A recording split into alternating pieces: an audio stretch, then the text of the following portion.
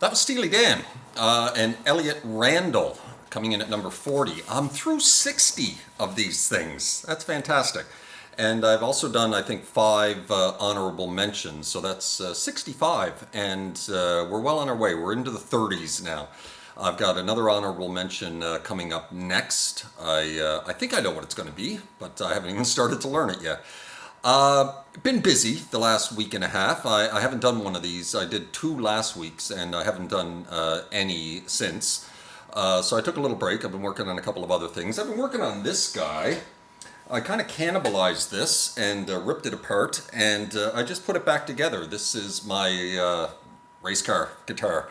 And anyway, it's been sitting in a corner untouched and parts falling off of it, and I put it all back together. I put a new neck on it, and I put some stickers all over it, and so this is my Shelby Cobra race car guitar with chrome, chrome pickups and chrome knobs, and I don't know. It's fun. Anyway, bonus points for knowing who that was before you read the post playing that solo. Elliot Randall is probably, I'm going to go out on a limb here and say that he's probably the least known guitar player on this entire list. He was a session guitar player. He wasn't even a member of Steely Dan. He was asked to come in and record a solo for this song and some other stuff on the album. This guy turned down Steely Dan. Steely Dan asked him to join. He turned them down. Toto, he was asked to be one of the founding members of Toto, I suppose instead of Steve Lukather. He turned them down, went on to spend his career basically writing jingles for TV. Strange career choice for Elliot Randall. He could have been a member of Toto, he could have been a member of Steely Dan, but he chose a different route in his musical career. Interesting solo. When I sat down to learn this one, I was learning it and I was playing through it, and I'm like, okay, this is in major. This is in A major. And as I'm playing along, I'm hitting another note, and I'm like, well, that note's not in A major. What the hell note is that? And so as I'm working out the scale that it's in, and I'm like, I don't know this scale. What the hell scale is this? And so I took the scale and I went on the internet and okay, what is this scale in A? And it was a mixolydian, a scale I never ever use. It's one of the modes. I think it's the 5th mode, and it's the mixolydian mode. And that was kind of fun to doodle around in. I never really played in mixolydian before. It's more of a jazz blues scale. And this is very much a jazz, rock, blues type of song. The tone on this one, fuzz. It's a lot of fuzz. Some people like the tone of this one. Some people hate the tone of this one. I think it suits the time. It was 1972, I think, and it suits the mood of the song.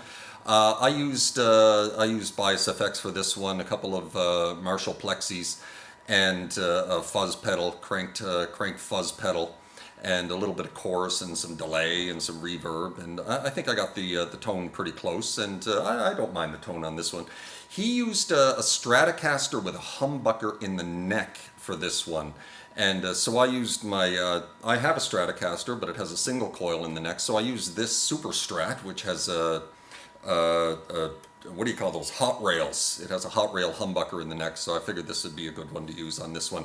He actually played this one through a bass amp, and it's what they had in the studio, I guess. He put down two takes for this one, two and only two takes. He said the first take was even better than this one, but somebody in the studio forgot to hit record, and so it never saw the light of day, the first take of this one. So his second take, which was totally improv, was the one that they used, and it's just such an iconic solo. I just find, I can improvise, but I just find guitar players who can improvise at this level, and they've got such a wealth of melody in their heads that they can improvise a solo that just goes down in history as being iconic and so melodic. It's one of the type of solos that it just sticks in your head and you can sing along to it. And I just marvel at guitar players like that, and a guitar player like Elliot Randall, who basically just disappeared after this. He put out some albums that did nothing, and like I said, went on to make jingles for TV commercials. But so anyway, just a great iconic solo, and a lot of fun to play. Some nice tricky little things in it, and go learn this one. There's lots to learn from this one, especially Mixolydian. You get to play in Mixolydian for a change. Yeah, maybe you already play in Mixolydian. I don't. But so anyway, that's it for that one, and we're on to another honorable mention, and then we're into the 30s, and I've got some quick ones coming up in the 30s. There's some Yngwie Malmsteen coming up in another 3 or 4 solos, and I've already started. I normally don't get a head start on these. I give myself a week. Some of them take a few hours, some of them take a few days, some of them take the whole week.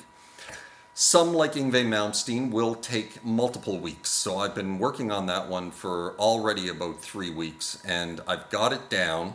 It's going to be a bitch to record. I may have to, do a few multiple takes on that one. But yeah, so that's coming up. Some Steve Vai's coming up, I think, in another 8 or 9 with For the Love of God. So that's going to be a challenge as well. And so that's it for tonight, and we will see you next week with my, I think my 6th honorable mention. And you guys take care of yourselves. I hope you like that one. That's a great classic, iconic solo. And like I said, go learn it. There's a lot you can learn from that one. I may do a lesson for this one over the next 2 or 3 days. There's lots already online for this one, but I don't know what new or fresh I could bring to it. But the solo is fresh in my head right now, so why not? I've already started adding a few tutorials to my channel, so we'll see. So take care of yourselves. We'll see you next week. Ciao.